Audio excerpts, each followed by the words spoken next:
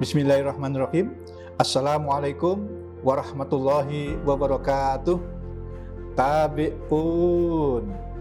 Saya Nur Islam, dosen tetap Prodi Ilmu Pemerintahan FISIP Universitas Muhammadiyah Lampung, bidang ilmu, politik, dan pemerintahan. Pada kesempatan ini, saya menyampaikan pernyataan diri dosen untuk unjuk kerja Tridharma Perguruan Tinggi sebagai salah satu persyaratan penilaian sertifikasi dosen tahun 2025 bidang pengajaran. Salah satu mata kuliah yang saya ampu adalah politik Islam. Mata kuliah politik Islam merupakan mata kuliah wajib dan memiliki bobot 3 SKS. Deskripsi mata kuliah politik Islam. Mata kuliah politik Islam membahas tentang konsep, prinsip, dan praktek politik dalam perspektif Islam secara komprehensif. Diawali dengan menjelaskan makna dan pokok-pokok ajaran Islam secara kafah yang bersumber dari Al-Quran dan hadis Nabi Muhammad SAW. Selain menjelaskan secara teori, mata kuliah ini juga menganalisis politik secara empiris, khususnya di masa Nabi Muhammad SAW, para sahabat, dan masa kontemporer. Mempelajari politik Islam secara baik dan benar, insya Allah akan menghadirkan politik yang rahmatan lil alamin menuju baldatun thayyibatun warubun ghafur dan bahagia dunia akhirat. Capaian pembelajaran lulusan prodi yang dibebankan pada mata kuliah ini adalah sikap, yakni memiliki karakter nasionalis religius, berkemajuan, berperan sebagai warga negara, cinta tanah air, serta rasa tanggung jawab pada negara dan bangsa sebagai wujud pengamalan nilai-nilai al-Islam, kemuhammadiyahan dalam konteks personal, sosial, dan pekerjaan. Penguasaan pengetahuan mampu menguasai analisis sistem, proses politik, pemerintahan daerah, desa, kota, organisasi, pemerintahan nasional, dan global. Keterampilan umum menguasai konsep, proses politik, dan tata kelola good governance yang berkemajuan dan berkelanjutan. Keterampilan khusus mampu menganalisis dan mengaplikasi konsep teori politik, kepemimpinan, negara, demokrasi, dan pemerintahan. Capaian pembelajaran mata kuliah atau CPMK. 1. Mahasiswa mampu memahami, menganalisis, dan mengimplementasikan tentang pokok-pokok ajaran Islam, khususnya politik secara komprehensif dan mendalam. Mahasiswa mampu menjelaskan dan menganalisis dalil-dalil dari Al-Quran dan Sunnah Nabi atau hadis tentang politik serta relasi antara Islam dan negara. 3. Mahasiswa mampu menjelaskan prinsip-prinsip penyelenggaraan negara atau pemerintahan dalam perspektif Islam. 4. Mahasiswa mampu menganalisis hak kewajiban penguasa dan rakyat, serta konsep pemakzulan terhadap penguasa. 5. Mampu menganalisis ideologi-ideologi modern yang terus merongrong Islam. 6. Mahasiswa mampu memahami dan menganalisis konsep dan implementasi baldatun thayyibatun warubun ghafur dan fakta empirisnya. Materi pembelajaran atau pokok bahasan pada mata kuliah politik Islam ada 16 pertemuan, dan pada hari ini akan kita bahas materi pertemuan keempat, yaitu prinsip-prinsip penyelenggaraan negara atau pemerintahan dalam perspektif Islam. Sistem pembelajaran. Pembelajaran dilakukan secara luring atau tatap muka dengan pendekatan DIE, Delivery, Interaction, dan Assessment.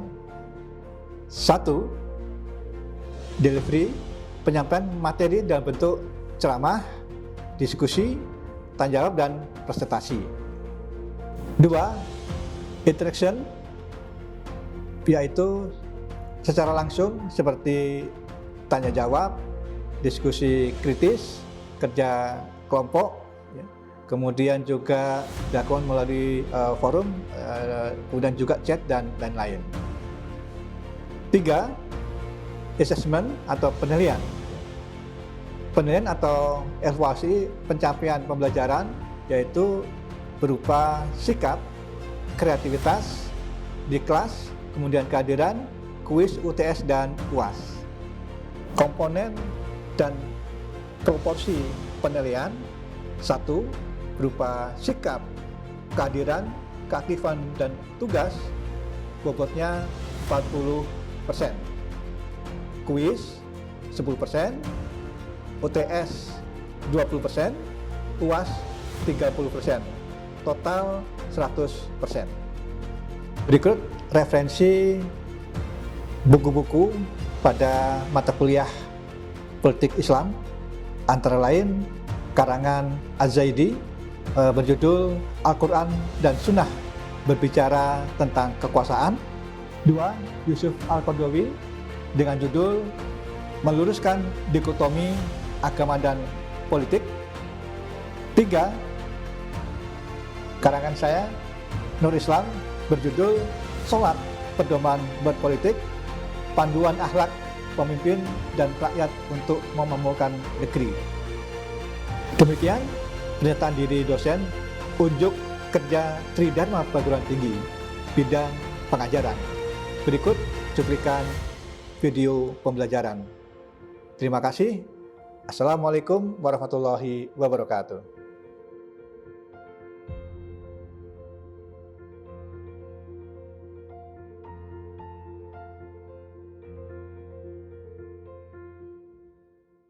Bismillahirrahmanirrahim. Assalamualaikum warahmatullahi wabarakatuh. Waalaikumsalam warahmatullahi wabarakatuh. Alhamdulillah wa syukurillah la haula wala quwata illa billahil azim. Allahumma sholli ala Muhammad wa ala ali Muhammad. Rabbi shrahli wa yassir amri wahlul 'uqdatam min lisani yafqahu qawli amma ba'du. Apa kabar teman-teman sekalian? Alhamdulillah wa syukurillah. Sekali lagi kita tidak intinya bersyukur kepada Allah. Hanya berkat rahmat dan hidayahnya, alhamdulillah kita bisa ke kampus kembali ya, dalam keadaan sehat walafiat. Ya. Semoga niat dan kehadiran kita dalam rangka menuntut ilmu dicatat oleh Allah menjadi amal ibadah kita. Amin ya rabbal alamin. Baik teman sekalian, sebelum kita membahas lebih lanjut, mari pertemuan kita buka dengan bersama membaca basmalah. Bismillahirrahmanirrahim. Ya, teman sekalian, pada pertemuan pekan kemarin ya kita telah banyak membahas beberapa hal, di antaranya yang salah satu terpenting adalah bagaimana Al-Quran ya dan Sunnah Nabi atau hadis ya menjelaskan tentang kekuasaan ya, kekuasaan kita, kekuasaan dalam arti politik ya, kekuasaan itu. Mungkin dari teman-teman sekalian ada yang masih ingat apa ayatnya tentang kekuasaan yang dijelaskan Allah melalui Al-Quran? Ada yang ingin menyampaikan? Saya, Pak. Ya, silakan Mbak Putri ya. Ya, silakan Mbak. Jadi Quran surat Ali Imran ayat 26 itu adalah Al-Quran yang membahas tentang kekuasaan yang berbunyi A'udzubillahi minasyaitonirrajim. Bismillahirrahmanirrahim.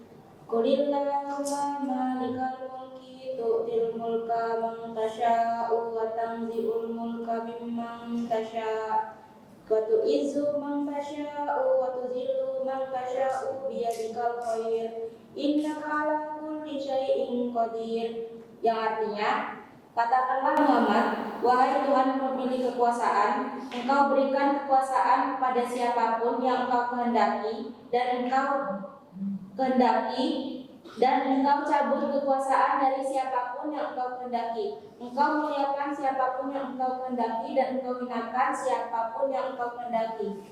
Di tangan engkaulah segala kebajikan.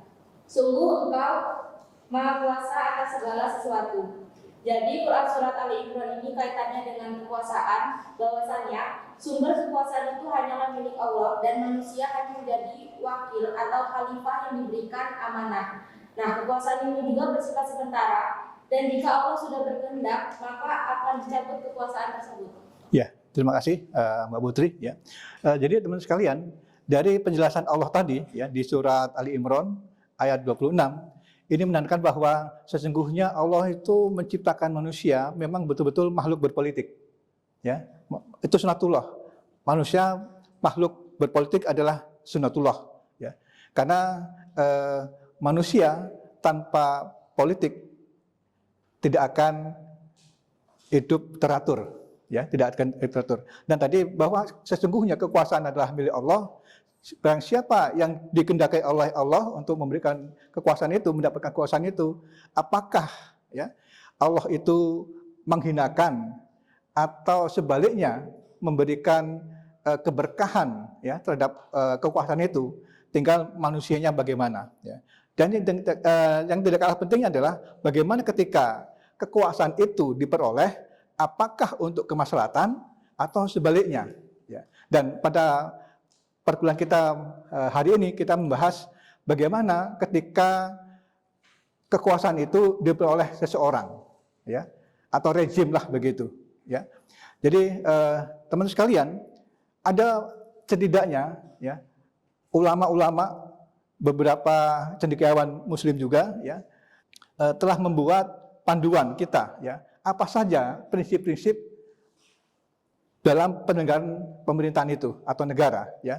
Yang pertama ya bahwa kehadiran negara atau pemerintah ya itu adalah mendorong ya umat untuk menyembah kepada Allah Subhanahu wa taala dan senantiasa meningkatkan keimanan serta ketakwaan kepada Allah ya. Itu poin pentingnya ya. Seperti hanya tugas seorang nabi dan rasul ya, mengajak manusia untuk kembali kepada Allah ya. Kemudian kekuasaan itu sebagai amanah ya. Yang ketiga musyawarah ya. Yang keempat perlindungan terhadap hak asasi manusia. Yang prinsip kelima adalah kemerdekaan atau kebebasan ya. Yang keenam adalah ketaatan rakyat. Ketujuh, persamaan. Ya. Kedelapan, prinsip kedelapan ya, adalah keadilan. Ya, keadilan. Baik, prinsip yang kesembilan adalah peradilan bebas. Ya. Kesepuluh, perdamaian. Ya. Dan kesebelas adalah kesejahteraan. Baik, kita akan mencoba untuk membahas lebih detail lagi ya. Tadi disebutkan bahwa yang pertama adalah bagaimana umat manusia ini untuk menyembah hanya pada Allah ya. Selanjutnya yang kedua adalah kekuasaan itu sebagai amanah ya. Yang kedua kekuasaan sebagai amanah ya. Teman sekalian, kalau kita ya memahami, menghayati betul bahwa sesungguhnya kekuasaan itu adalah amanah, insya Allah biaya pemilu di Indonesia itu murah, ya tidak seperti sekarang triliunan, ya gitu. Kemudian juga tidak rebutan kekuasaan atau rebutan jabatan, ya. Kemudian juga insya Allah, ya karena ini semua atau katakanlah sebagian besar memahami dan mengamalkan bahwa kekuasaan adalah sebagai amanah, akan menghadirkan pemimpin yang mumpuni, pemimpin yang punya integritas dan lain sebagainya. Ya. Nah, sebelum kita lanjutkan, mungkin teman-teman sekalian ada yang ditanyakan. Silakan. Ya. Ya. Jadi dalam konsep sistem demokrasi Indonesia, tentunya rakyat itu memiliki peran dalam memilih pemimpin. Lalu, bagaimana kesadaran politik rakyat itu berkaitan dengan penerapan prinsip kekuasaan sebagai amanah dalam pemilu? Ya, baik sekali. Terima kasih, Mbak Cinta. Ya. Sebelum saya menjawab, mungkin ya kita berbagi-bagi. Ya. Artinya kawan-kawan mungkin punya pandangan atau jawaban yang menanggapi dari Mbak Cinta tadi. Ya, silakan. Ya, silakan, Mbak.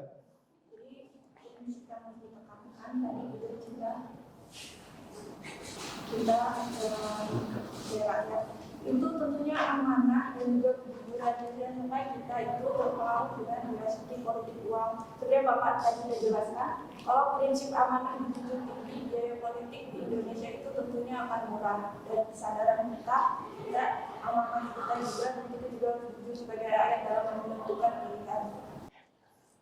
Baik, terima kasih, Mbak. Ya, ini tadi ada temannya memberikan pandangan. Ya, mungkin ada yang lagi ingin menambahkan? Nggak ada lagi? Baik, ya tadi dikatakan oleh kawan kita, ya, dan apa peran rakyat mungkin gitu ya, peran rakyat supaya kekuasaan itu betul-betul sebagai amanah dalam konteks demokrasi, ya, sehingga bisa menghadirkan pemimpin yang mumpuni, berintegritas dan sebagainya. Ya, teman sekalian, memang sebetulnya masalah menghadirkan pemimpin yang berintegritas, ya, itu bukan hanya dari rakyat, ya. Memang rakyat punya andil, ya, kecuali kalau rakyat itu sudah cerdas, ya, pengetahuannya luas dan juga berintegritas, ya. Memang ini adalah sebuah problem, ya. Sebuah problem kita bersama, ya. Ketika rakyat itu tidak cerdas, rakyat itu belum cerdas, ya, ini juga akan menghasilkan pemimpin-pemimpin yang tidak mempunyai integritas yang tinggi, ya, tidak mempunyai amanah. Memang rakyat itu mempunyai peran, ya, peran yang sangat dengan kebutuhan, ya. Mayoritas bangsa Indonesia rakyatnya mungkin, ya, mohon maaf, di bawah garis kemiskinan mungkin, ya. Itulah yang mudah sekali, ya, diatur, ya. Artinya mudah mengharapkan bansos dan sebagainya, sehingga itu tidak bisa menghasilkan pemimpin yang berintegritas. Apalagi teman sekalian, bangsa Indonesia, bangsa yang besar, sumber daya alamnya yang sangat luar biasa, tanpa pemimpin yang hebat, kapan kita akan sejahtera sesuai dengan cita-cita para pendiri bangsa kita ini, ya. Dan itu saja sebenarnya tanggung jawab kita semuanya, terutama partai politik, ya, partai politik, kemudian juga para penguasa-penguasa juga, ya, partai politik, oligarki juga, ya, punya andil juga, ya. Ketika oligarki jahat, oligarki hitam itu ikut berperan cawe-cawe, itu mempengaruhi rakyatnya, sehingga kita tidak bisa menghasilkan pemilu yang murah, ya, kemudian juga pemimpin yang mumpuni, ya. Berikutnya musyawarah, ya. Ini prinsip yang sangat luar biasa juga yang telah diajarkan oleh Al-Qur'an, ya, bahwa prinsip musyawarah itu adalah untuk kebaikan dan prinsip musyawarah untuk kebaikan dan takwa, bukan sebaliknya, ya. Dalam surat Al-Maidah, ya, ayat 2 itu sebenarnya Allah sudah memberikan gambaran bagaimana musyawarah yang bagus, ya. Itu bisa diterapkan di DPR atau dimanapun, ya, musyawarah, ya. Artinya dengan musyawarah itu pertama adalah wasawirhum syura bainahum, ya, wasawirhum syura bainahum. Nah, kemudian dalam musyawarah itu, dalam menentukan kebijakan-kebijakan, apakah membuat undang-undang dan sebagainya, itu hendaknya wa ta'awanu 'alal birri wa taqwa wa ta'awanu 'alal ismi wal udwan, ya. Jadi tolong menolong, ya. Tolong menolong dalam hal kebaikan dan ketakwaan. Insya Allah teman-teman sekalian, kalau prinsip ini dipakai dan diimplementasikan di gedung dewan dimanapun berada, ya, termasuk di warung kopi juga, insya Allah undang-undang itu tidak seperti Omnibus Law misalnya ya, dan undang-undang yang lain-lain ya, yang merugikan rakyat dan juga merugikan bangsa Indonesia. Menghadirkan atau prinsip keadilan ya. Keadilan ini tidak hanya di Islam ya, di semua pun secara global ya, ini adalah semua adalah menegakkan keadilan, dan ini juga menjadi amanat yang luar biasa ya, amanat yang mestinya dihadirkan ya, yaitu adalah keadilan. Dan itu bisa kita lihat ya, misalnya dalam surat An-Nisa ayat 9 ya. Mungkin bisa dibacakan, silakan terjemahannya saja.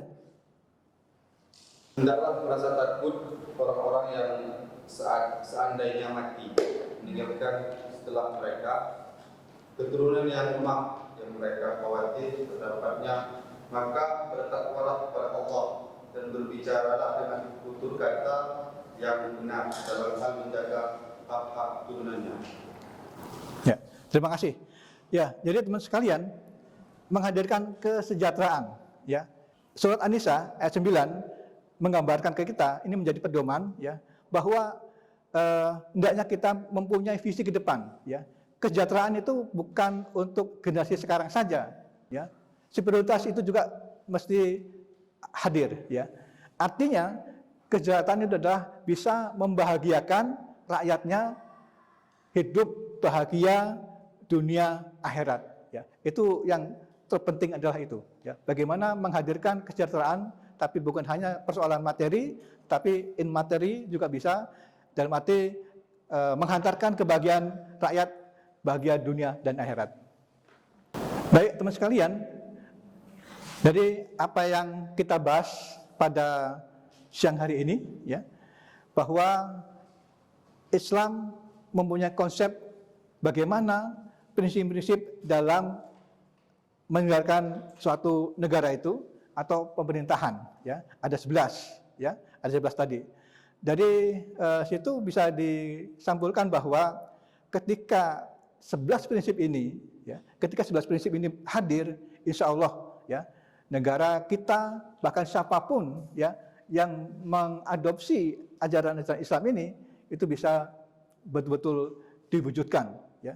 Betul-betul pemerintahan yang aman, damai, kuat, sejahtera, ya, lahir batin, dan tidak kalah pentingnya adalah bahagia dunia dan akhirat. Baik teman sekalian, sebelum kita akhiri ya pertemuan ini, kita ada tugas ya. Tugas kita adalah menganalisis ya, menganalisis mafia ya, menganalisis mafia tambang di Indonesia ya, dalam konteks politik Islam itu seperti apa ya, kita lihat nanti, tolong nanti hasilnya kita diskusikan pada pekan ke depan ya.